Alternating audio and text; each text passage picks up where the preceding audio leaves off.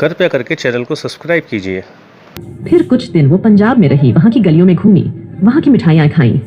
त्रिपुर सुंदरी मुस्कुराते हुए कहती है, उनके साथ मैंने तंदूरी खाई, गुड़ की जलेबी और पहली बार पंजाबी सूट पहना।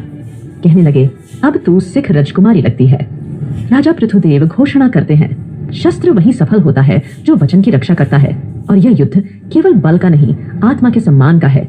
लड़ाई आरंभ होती है, तलवारों की झनकार, फुर्तीली चालें, आंखों में संकल्प, पर अंत में विजेता बनती है त्रिपुर सुंदरी। मेहरबानो हंसकर कहती है, तेरी तलवार की धार भी शेरनी जैसी, और दोस्ती तेरी सबसे बड़ी ताकत है। तू जीती, पर दिल तू पहले ही जीत चुकी थी। दोनों लगे मिलते हैं।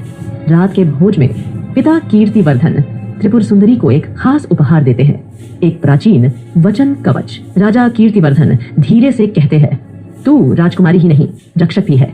आज से तेरा हर वचन युद्ध से बड़ा होगा। यह कवच केवल तलवार नहीं रोकेगा, यह तेरे वचनों की रक्षा करेगा। त्रिपुर सुंदरी कवच को देखकर कहती है, मैं वचन दूंगी पिता कि चाहे जो हो, मैं सदा सत्य के लिए लड़ूंगी। अप्री भाव विभोर होकर कहती है, इतनी सुंदर कहानी और आपने कभी मुझे नहीं बताई। त्रिपुर सुंदरी हौले से मुस्कुराती है और कहती है, कुछ कहानियां समय के पास गिरवी रखी जाती हैं और अब वक्त है उन्हें लौटाने का, क्योंकि शायद कोई नया वचन जन्म लेने वाला है। त्रिपुरा महल, रात्रि का समय, आंगन में ठंडी चांदनी उतर रही है। अप्री और त्रिपुरा सुंदरी एक पुराने सागवान के पेड़ के नीचे बैठी हैं। हवाएं मंद गति से चल रही हैं। अप्री एक हल्के गुलाबी शॉल में लिपटी है और त्रिपुर सुंदरी अपने पुराने पीतवर्णीय जरीदार ओढ़नी में जैसे अतीत को अपने कंधों पर ओढ़े हो। अप्री मुस्कुराकर पूछती है, तो आपका नाम वहां क्या रखा गया था?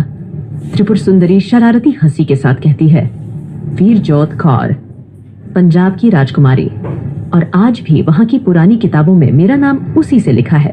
अप्री आंखों में चमक ली कहती है, ये तो अद्भुत है। कोई सोच भी नहीं सकता त्रिपुरा की राजकुमारी, तलवारबाज, पंजाबी प्रिंसेस, दोनों हंसती हैं एक पल को जैसे युग बदल गया हो और कहानी वचन की सीमा से परे पहुंच गई हो।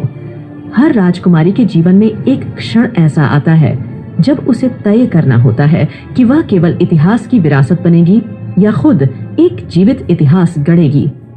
त्रिपुरा सुंदरी के लिए वह क्षण एक पंजाबी मैदान में आया था, जहां रगों में दौड़ती यादें तलवार से तेज थीं, और पिता की एक बात, राजा वही जो बेटी को रण में देखकर गर्व करे, उसके वचन कवच का शिलालेख बन गई थी। कुछ स्मृतियां तिजोरी में बंद नहीं रहती, वे चुपचाप हमारी सांसों से, बालों की गंध से, थालियों के स्वाद से बाहर आती हैं और हमसे वह सब याद करवा देती हैं जो हमने दुनिया से छुपाया था। त्रिपुर सुंदरी के लिए वह स्मृति एक युद्ध भूमि थी, जहां तलवारें नहीं, रिश्ते टकराए थे, और पिता ने पहली बार बेटी को शक्ति स्वरूपा कहकर शास्त्र और शस्त्र दोनों सौंपे थे।